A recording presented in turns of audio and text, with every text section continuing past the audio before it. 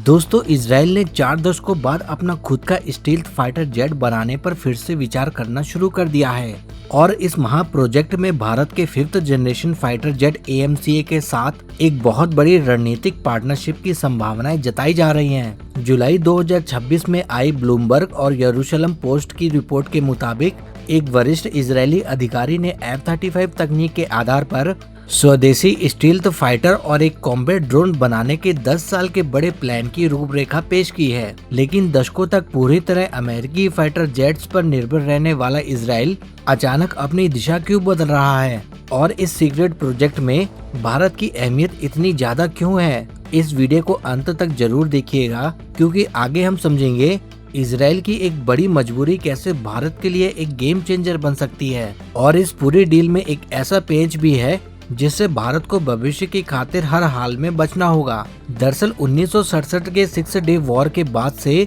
Israel अपने frontline fighter jets के लिए पूरी तरह से सिर्फ अमेरिका पर ही निर्भर रहा है। साल 1987 में इजराइल ने लावी नाम से अपना खुद का फाइटर जेट बनाने की पहली बड़ी कोशिश की थी, लेकिन तब भारी खर्च और अमेरिका के भारी राजनीतिक दबाव के कारण उसे वह प्रोजेक्ट बंद करना पड़ा था। अब इतने सालों बाद इजराइल का फिर से स्वदेशी स्टील्थ जेट की तरफ लौटना रणनीतिक आजादी की तरफ एक बहुत बड़ा कदम है। बताया जा रहा है कि यह कदम प्रधानमंत्री बेंजामिन नेतन्याहू की उस रणनीति का सीधा हिस्सा है जिसके तहत इजराइल 2028 में खत्म हो रही $3.8 बिलियन की सालाना अमेरिकी सैन्य मदद पर अपनी निर्भरता कम करना चाहता है। अब इजराइल का पूरा फोकस खुद की फंडिंग, लोकल मैन्युफैक्चरिंग और अंतर्राष्ट्रीय जॉइंट वेंचर पर है। अब आप सोच रहे होंगे कि इस पूरी कहानी में भारत की एंट्री कहां से होती है। डिफेंस एनालिस्ट का मानना है कि इजराइल की ये महत्वाकांक्षाएं सीधे तौर पर भारत के 5th generation stealth fighter jet initiative यानी AMCA प्रोग्राम के साथ एकदम फिट बैठती हैं।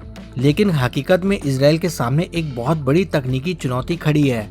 अधिकारियों ने खुद साफ किया है कि उसका यह प्रोजेक्ट अभी बहुत ही शुरुआती चरण में है और 10 साल की जो टाइमलाइन बताई गई है वह सिर्फ एक उड़ान भरने वाला डेमोन्स्ट्रेटर तैयार करने के लिए है। अभी तक ना कोई कॉन्ट्रैक्टर चुना गया है, ना कोई शेड्यूल तय किया गया है और ना ही रक्षा मंत्रालय ने कोई औपचारिक प्रोग्राम लॉन्च किया है। सबसे बड़ी बात यह है कि इजरायली डिफेंस इंडस्ट्री के नेताओं ने खुद माना है कि उनके पास ना तो फाइटर जेट बनाने वाला बड़ा मैन्युफैक्चरिंग इंफ्रास्ट्रक्चर है, ना डेडिकेटेड इंजीनियरिंग टीम्स है, ना रडार को चकमा देने वाले स्टील्थ डिजाइन टेस्ट करने की सुविधा है और ना ही हाई थ्रस्ट वाले टर्बोफैन इंजन बनाने की तकनीक है। इन क्षमताओं को विकसित करने में इजराइल को भारी समय और पैसा लगेगा और ठीक इसी मोड़ पर इजराइल को भारत की जरूरत पड़ती है। भारत और इजराइल के बीच रक्षा संबंध पहले से ही बेहद मजबूत और भरोसेमंद हैं। भारत इलेक्ट्रॉनिक्स लिमिटेड BEL और इजराइल की राफेल एडवांस डिफेंस सिस्टम मिलकर काम करते हैं और बराक 8 मिसाइल डिफेंस सिस्टम दोनों देशों के सफल डेवलपमेंट का एक बहुत बड़ा सबूत है। इस इतिहास ने दोनों देशों के बीच शानदार तकनीक ट्रांसफर और आपसी भरोसे को बढ़ाया है। इस संभावित साझेदारी में दोनों देशों की कमियां एक दूसरे की ताकतों से पूरी होती है। इजराइल को एक ऐसे पार्टनर की तलाश है जिसके पास बड़े पैमाने पर जेट बनाने की मैन्युफैक्चरिंग क्षमता हो। वहीं भारत के पास हिंदुस्तान एरोनॉटिक्स लिमिटेड यानी HAL का भारी भरकम इंफ्रास्ट्रक्चर है और भारतीय वायुसेना की भविष्य की भारी मांग भी है। इसके बदले में भारत को क्या मिलेगा? भले ही इजराइल के पास एयरक्राफ्ट या ढांचा बनाने की क्षमता ना हो, लेकिन दशकों से अमेरिकी विमानों, खासकर अपने कस्टमाइज F-35 आदिर को मॉडिफाई करने के अनुभव से उसने एईसा रडार, इलेक्ट्रॉनिक वॉरफेयर सिस्टम और एवियोनिक्स में महारत हासिल कर ली है। इजराइल की यह बेहद उन्नत तकनीक भारत को AMCA के इंटरनल सिस्टम से जुड़ी तकनीकी चुनौतियों को आसानी से हल करने में मदद कर सकती हैं। भारत ने बहुत सोच समझकर यह सुनिश्चित किया है कि वह अपने स्टील्थ एयरफ्रेम और उसकी पूरी इंटेलेक्चुअल प्रॉपर्टी पर 100% सिर्फ अपना मालिकाना हक रखेगा। इसका सबसे बड़ा कारण यह है कि भारत भविष्य में अपने जेट के एक्सपोर्ट पर लगने वाली किसी भी तरह की रोक और नौकरशाही की रुकावटों से बचना चाहता है। तो कुल मिलाकर यह एक ऐसी डील हो सकती है जहां भारत जेट का शरीर अपना रखेगा और उसमें इजराइल का तेज दिमाग लगा सकता है।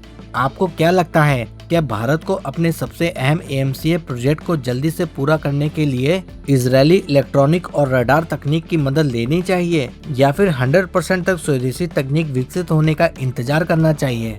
आप अपनी राय हमें कमेंट में जरूर बताएं। अगर आपको हमारे द्वारा दी गई खबर पसंद आई हो तो प्लीज वीडियो को लाइक करें, शेयर करें और चैनल को सब्सक्राइब करना ना भूलें। जय हिंद, जय भारत।